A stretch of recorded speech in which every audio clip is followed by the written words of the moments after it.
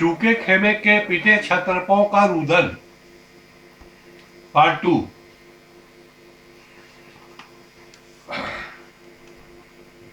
बीते 5 दशकों में कभी भी एफटीआईआई के लाल रंग पर बुद्धिजीवियों को कोई चिंता हुई हो, ऐसा नहीं है। न ही अभिव्यक्ति की आजादी पर कोई हाथ पड़ता दिखाई पड़ा। चिंता तो तब भी नहीं की गई जब इस कला संस्थान के पहले 2 प्रमुख खालिस नौकरशाहों को बनाया गया था।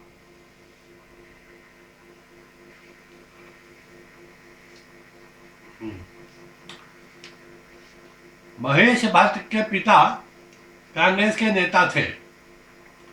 हिंदुत्व और हिंदू संगठनों को हर सांस में कोसने वाले महेश भट्ट ने विगत लोकसभा चुनाव में कांग्रेस के लिए वोट मांगते हुए कार्रवाई बेदारी नाम से अभियान चलाया था। कार्रवाई बेदारी अलीगढ़ मुस्लिम विश्वविद्यालय से जुड़ी मिल्लत बेदारी मुहिम कमेटी की उपज है। केवल कांग्रेस ही सेक्युलरिज्म को बचा सकती है। आप भट्ट को अक्सर कहते सुन सकते हैं। मुंबई पर हुए 26/11 के जिहादी हमले के बाद अखबार उर्दू सहारा के एडिटर इन चीफ ने एक बेहद खुराफात से भरी किताब लिखी। 26/11 दरअसल आरएसएस की साजिश। किताब में इस भयंकर आतंकी हमले से पाकिस्तान और आईएसआई और जिहादी आतंकी तंजीमों को क्लीन चिट देते हुए राष्ट्रीय स्वयंसेवक संघ, भारतीय जनता पार्टी, भारत के सुरक्षा बलों तथा अमेरिकी और इजरायली खुफिया एजेंसियों क्रमशः सीआईए और मोसाद पर संयुक्त रूप से हमले का दोष मढ़ दिया गया।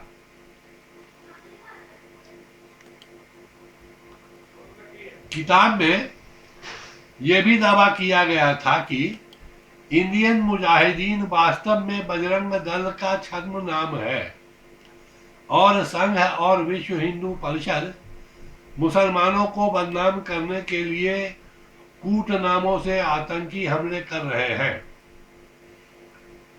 इस किताब का लोकार्पण और वकालत करने वालों में कांग्रेसी नेता दिग्विजय सिंह और महेश भट्ट अग्रगण्य थे। निर्देशक, अभिनेता, लेखक और नाट्य लेखक गिरीश कर्नाड फरवरी 1999 से अक्टूबर 2001 तक एफटीआईआई के प्रमुख रहे। गिरीश कर्नाड अपने धूर हिंदुत्व विरोधी रुख के लिए जाने जाते हैं। हिंदू संगठनों से उनका घोषित द्वेष है। जब महाराष्ट्र की नवनिर्मित भाजपा शिवसेना सरकार ने गोमांस निषेध कानून बनाया तो देश में अनेक स्थानों पर वामपंथियों ने गोमांस पार्टी का आयोजन किया। 9 अप्रैल को बेंगलुरु में कम्युनिस्ट घरों द्वारा आयोजित ऐसी ही एक गोमांस पार्टी में कर्नाड ने भी हिस्सा लिया। मौके पर उपस्थित मीडिया से बात करते हुए अपनी इस भड़काऊ हरकत को जायज ठहराते हुए उन्होंने गोमांस निषेध कानून को ही भड़काने वाला करार दे दिया। छद्म सेकुलरिज्म के झंडा बरदार गिरीश कर्नाड ने नोबेल पुरस्कार विजेता वी.एस. नयपाल को मुस्लिम द्वेषी घोषित कर डाला, क्योंकि उन्होंने अपनी किताब में मुसलमान आक्रमणकारियों द्वारा हिंदू संस्कृति पर आक्रमण का उल्लेख किया था। जयपुर साहित्य महोत्सव में गिरीश कर्नाड कवि रविंद्रनाथ ठाकुर को द्विम दर्जे का नाटककार और उनके नाटकों को असहनीय कहकर विवाद खड़ा कर चुके हैं। स्तंभ लेखक संदीप बालकृष्ण ने कन्नड़ दैनिक विजयवाणी के हवाले से बताया कि गिरीश कर्नाड की इस हरकत का विरोध करने के लिए पांडिचेरी के नाट्य निदेशक कुमार बालवान ने कर्नाड के ही लिखित नाटक ड्रीम्स ऑफ टीपू सुल्तान का उपयोग किया। नाटक के अंतिम हिस्से में एक आतंकी मंच पर अवतरित होता है जो देश विरोधी बातें कहता जाता है।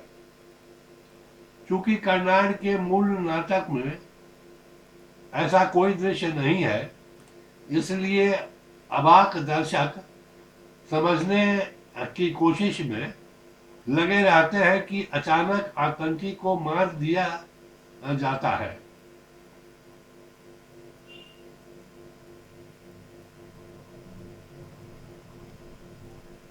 फिर आतंकी के चेहरे से कपड़ा हटाया जाता है और नेपथ्य से आवाज आती है, हाँ, ये आतंकी नहीं है, ये गिरीश कर्नाड है। गिरीश कर्नाड मर चुका है। हाँ, फिर से आवाज आती है। ये कैसी दुर्गंध है। मरे हुए आतंकी के शरीर पर कुछ हाथ घूमते हैं जो कुछ कागज के टुकड़े ढूंढ निकालते हैं। फिर एक आवाज, ये सब बकवास है, और कागज के टुकड़े फाड़ कर फेंक दिया जाता है।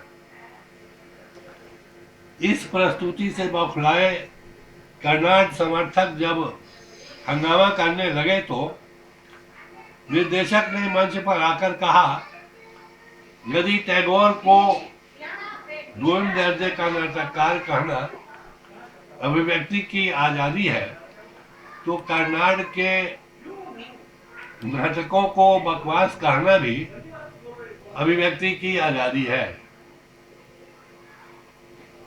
लेखक U.R.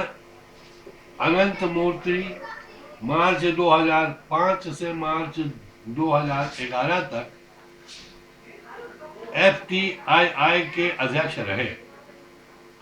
अनंत मूर्ति आजीवन भाजपा संघ और हिंदुत्व विरोधी रहे। 2004 में भाजपा उम्मीदवार के खिलाफ लोकसभा चुनाव भी लड़ा और पराजित हुए। वर्ष 2014 के लोकसभा चुनावों में के दौरान अनंत मूर्ति ने बयान दिया कि यदि मोदी चुनाव जीत गए तो वह भारत छोड़ देंगे। बाद में जब मोदी के नेतृत्व में भाजपा ने चुनाव जीत लिया तो उन्होंने कहा कि उक्त बयान उन्होंने भावावेश में आकर दिया था। फिल्मकार मृणाल सेन अप्रैल 1984 से सितंबर 1986 तक एफटीआईआई के अध्यक्ष रहे। छात्र जीवन में Sen communist party of India की कल्चरल शाखा के साथ जुड़े रहे।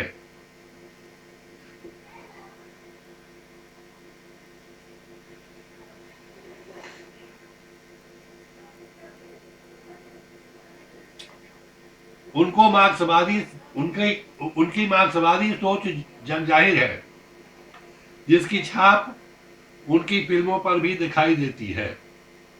वह संघर्ष मृणाल सेन का मुख्य विषय रहा है। रोचक पहलू है कि बीते 5 दशकों में कभी भी एफटीआईआई के लाल रंग पर बुद्धिजीवियों को कोई चिंता हुई हो, ऐसा नहीं हुआ। न ही अभिव्यक्ति की आजादी पर कोई हाथ पड़ता दिखाई पड़ा। चिंता तो तब भी नहीं की गई जब इस कला संस्थान के पहले 2 प्रमुख खालिस नौकरशाहों को बनाया गया। अब अचानक एक अभिनेता की नियुक्ति में भगवाकरण की साजिश, सरकारी दखल, बोलने की स्वतंत्रता पर खतरा दिखाई पड़ने लगा है।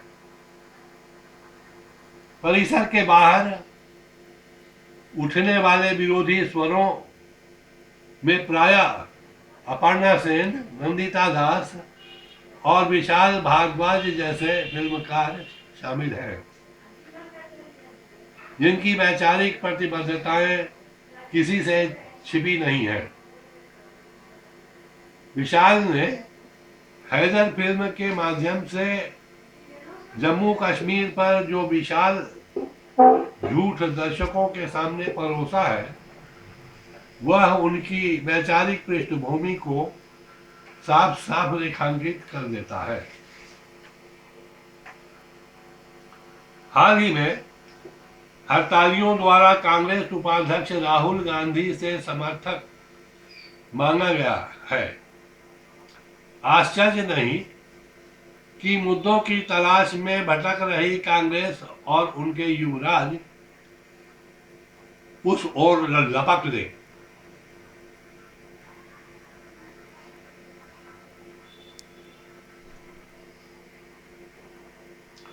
कुल मिलाकर कोशिश यह है कि सेंसर बोर्ड से लेकर भारतीय फिल्म और दूरदर्शन संस्थान तक राजग सरकार द्वारा नियुक्त किए गए सारे लोगों को अयोग्य करार दे दिया जाए।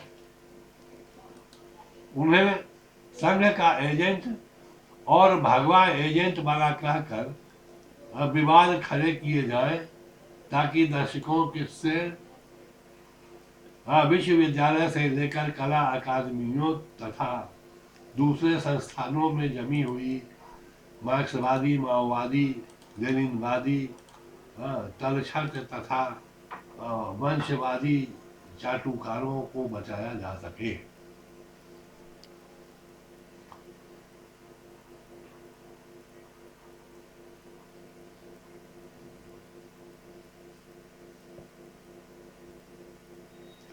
विरोधियों को एक और बहुत बड़ा भय इस बात का भी है कि आजादी के बाद से ही बुद्धिजीवियों, शिक्षा, साहित्य, कला, इतिहास आदि क्षेत्रों में जो वामपंथी, समाजवादी, मकालेबादी प्रतिमान गढ़ दिए गए हैं, वह इस वितंडावाद को आधार बनाकर इन क्षेत्रों में दूसरे विचारों और व्यक्तियों के प्रवेश के रास्ते में जो निषेध की दीवार खड़ी कर रखा है, वह ढह जाएगी। और एक बार वे दीवार ढह गई तो इनके साथ रसूख और एकाधिकार के लाल बुर्ज सदा के लिए विदा हो जाएंगे।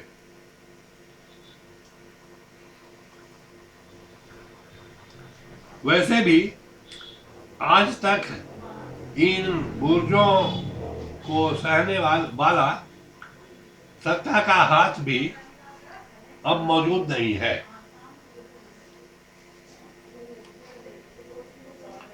जहां तक एफटीआईआई का प्रश्न है, फिल्म निर्माता श्याम बेनेगल ने